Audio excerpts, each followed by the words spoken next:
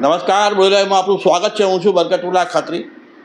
બોડેલીમાં આરોગ્ય ક્ષેત્રે નંબર 1 ગણાતી દેવ હોસ્પિટલમાં આજથી 1 મહિના સુધી જે જનરલ ઓપીડી છે તેમાં જે એનો કન્સલ્ટિંગ ચાર્જ છે એ તદ્દન ફ્રી કરી દેવામાં આવ્યો છે. અને જે પણ દર્દીઓ છે શરદી ખાંસીથી લઈને જે તાવ છે અને બીજા પણ જે દર્દીઓ છે જેઓને અહીંયા દાખલ કરવા પડે એવા હોય જે દર્દીઓ તેઓને પણ કન્સલ્ટેશન ચાર્જ ફ્રી છે. અને સાથે જે PMJAY એટલે કે જે આરોગ્યનું કાર્ડ જે હેલ્થ કાર્ડ તે અંતર્ગત પણ સેવાઓ ફ્રી આપવામાં આવે છે. દાખલ કરવાનો જે પણ ચાર્જ છે તે પણ લેવામાં આવશે નહીં. એ પ્રકારની સેવાઓ અહીં એકમાત્ર બોડેલીની દેવ હોસ્પિટલની અંદર ચાલી રહ્યો છે. અને જ્યારે આપણે આ વાત કરી રહ્યા છીએ તો 1 મહિના સુધી જે જનરલ ઓપીડી છે એટલે કે જે જનરલ મેડિસિનની જે ઓપીડી છે ત્યાં બિલકુલ કન્સલ્ટેશન મફત સાથે સારવાર આપવામાં આવી રહી છે. એ પ્રકારની વાત આપણે જે દવાખાનાના જે બેન છે એમને પણ પૂછીશું. બેન, શું સુવિધા અને શું વ્યવસ્થા કરવામાં આવી? થોડું જનરલ મેડિસિન અમારે 1 મહિના સુધી ફ્રીમાં રહેવાની છે.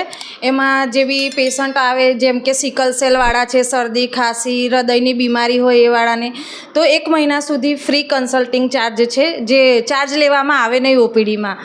અને જરૂરિયાત પડે તો દાખલ કરવા માટે બી આયુષ્યમાન કાર્ડ હેઠળ અંદર થઈ જશે એ લોકોની સારવાર. બરાબર.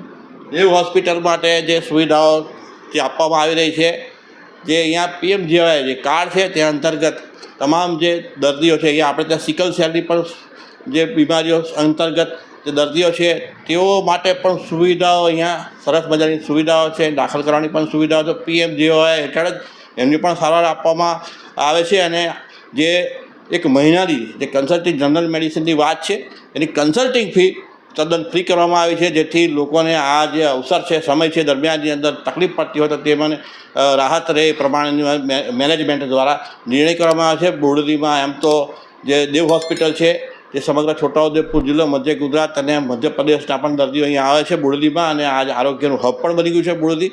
અને એમાં એક માઇલસ્ટોન ચેન્જ કરેલો છે દેવ હોસ્પિટલે. ત્યારે આ પ્રકારની સુવિધા અર્પણ કરી દેવ હોસ્પિટલે દર્દીઓ પ્રત્યે પણ સમર્પણ ભાવ દર્શાવ્યો છે. Thank you.